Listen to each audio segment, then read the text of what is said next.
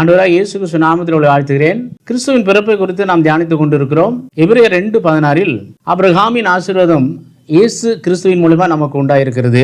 தேவ தூதர்களுக்கு உதவியாக கை கொடாமல் என்று பார்க்கிறோம். தேவ தூதர்கள் அவருக்கு பணிவிடை செய்வர்களாக இருந்தாரே தவிர தேவ தூதர்களுக்கு அவர் கை கொடுக்கவில்லை என்று அல்ல, தேவ தூதர்களுக்கு கை கொடாமல் அப்படி என்று பார்க்கிறோம். அந்த கை கொடாமல் என்ற அந்த வார்த்தை, தேவ தூதர்கள் அவர்கள் மூலமாய் அநேக காரியங்களை செய்தாலும் அவர்களுக்கு இடம் கொடாமல் ஆபிரகாமின் சந்ததிக்கு அவர் உதவியாக கை கொடுத்தார் என்று பார்க்கிறோம். அந்த ஆபிரகாமின் சந்ததியில் தான் ஆண்டவர் இயேசு கிறிஸ்து வருகிறார். அந்த ஆண்டவர் இயேசு கிறிஸ்து இந்த ஆபிரகாமின் சந்ததியில் வந்தபடியினால தான் இஸ்ரவேலருக்கு ஒரு சமாதானம் உண்டாக வேண்டும் என்பதற்காக தான் வந்தார். இதைத்தான் ஏசாயா தீர்க்கதரிசி சொல்லும்போது, இன்னும் எத்தனை நாட்கள் தேவனை நீங்கள் மறந்திருப்பீர்கள், தேவனுக்கு பிரியமில்லாத காரியத்தை செய்வீர்கள் அப்படி என்று சொல்லித்தான் அங்கே அவர் சொல்லும் பொழுது ஒரு கன்னிகை கர்ப்பவதியாகி ஒரு குமாரனை பெறுவாள் என்று சொல்லி அந்த இடத்துல அந்த ஏசாயா தீர்க்கதரிசி சொன்ன வார்த்தையிலே பார்க்கிறோம். அப்போ அந்த ஆபிரகாமுடைய சந்ததி மூலமாக அவர் வந்தபடினாலே அந்த சந்ததிக்கு தான் அவர் கை கொடுத்தார் என்று பார்க்கிறோம்.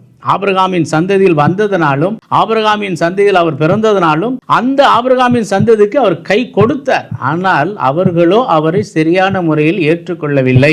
அதனால தான் பிரஜாதியாகிய நம்மளை அவர் தெரிந்து கொண்டு இப்பொழுதும் நம்மளை நடத்தி கொண்டு இருக்கிறார். அவர்கள் வியக்கத்தக்க நம்மளை நடத்தி கொண்டு இருக்கிறார். அதைத்தான் ஆண்டவர் இயேசு கிறிஸ்துவுடைய பிறப்பு நமக்கு சொல்லுகிறது. அந்த சந்ததி மூலமாய் அவர் பிறந்தார், அந்த சந்ததி மூலமாய் தான் வளர்ந்தார், அந்த சந்ததி மூலமா அந்த சந்ததிக்காகவே தன் வாழ்நாளை அவர் ஒப்பு கொடுத்தார் என்று பார்க்கிறோம்.